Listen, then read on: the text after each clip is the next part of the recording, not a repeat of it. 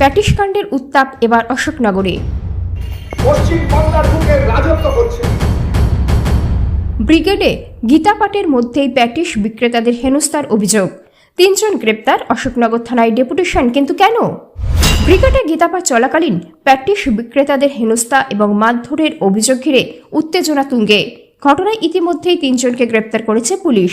ধৃত সৌমিক গোলদার উত্তর 24 পরগনার গোবরডাঙ্গার বাসিন্দা, আর দ্বিতীয় অভিযুক্ত তরুণ ভট্টাচার্যের বাড়ি হুগলির উত্তরপাড়ায়, আর তৃতীয় অভিযুক্ত স্বর্ণেন্দু চক্রবর্তীর বাড়ি অশোকনগরের 4 নম্বর ওয়ার্ডে ভাতশালা এলাকায়।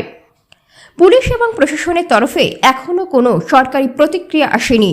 তবে সূত্রের খবর, সোশ্যাল মিডিয়ায় ভাইরাল হওয়া বিভিন্ন ভিডিওর ভিত্তিতেই অভিযুক্তদের শনাক্ত করে গ্রেপ্তার করা হয়েছে।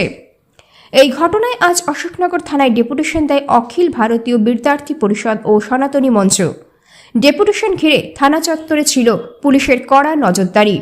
সংগঠনের সদস্যরা স্লোগান তুলে দাবি করেন স্বর্ণেন্দু চক্রবর্তী নির্দোষ, তাকে ভুলভাবে গ্রেপ্তার করা হয়েছে। তাদের বক্তব্য অনুযায়ী ময়দান থানা স্বর্ণেন্দুকে গতকাল রাতে অশোকনগরের ভাতশালা সংলগ্ন বাড়ি থেকে তুলে নিয়ে যায়। এদিকে অশোকনগর থানার পক্ষ থেকে জানানো হয়েছে গ্রেপ্তারের সঙ্গে তাদের কোনো ভূমিকা নেই এবং এই ঘটনার সঙ্গে থানার যোগাযোগও নেই। কতদিন আমরা সেটা সহ্য করব, যেখানে দেখতে পাচ্ছি একের পর এক ভাই, একের পর এক বোন, একের পর এক মা, যারা সনাতন ধর্মে বিশ্বাসী, সেসব মানুষের উপর বিনা কারণে তাদেরকে ফাঁসি দেওয়ার চেষ্টা করা হচ্ছে। থানার সামনে বিক্ষোভ কর্মসূচি কি কারণ?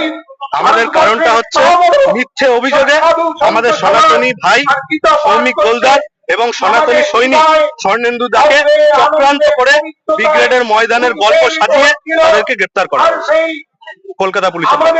এখন আমরা স্পষ্টভাবে বলতে চাই যে এই যে মিথ্যে অভিযোগ, মিথ্যে অপবাদ, এর থেকে আমাদের 2 সৈনিককে আজকের মধ্যে, আজ রাতের 12টার মধ্যে আমাদেরকে মুক্ত করে দিতে হবে, নইলে আমরা বৃহত্তর থেকে আন্দোলনে কিন্তু আমরা ডেপুটেশন দিয়ে এটাই বুঝলাম না, থানা এখানে জানেন না, ওদের কোনো হাতি নেই বলছে ওরা, যতটা ওরা বলতে যাচ্ছে যে এখানে ময়দান থানাতে এসে ওদের বলেছে তার জন্য ওদের যেতে হয়েছে, ওরা এখানে কিছু করতে পারবে না, ওরা জাস্ট মানে ময়দান থানায় একটা পাঠাতে পারবে।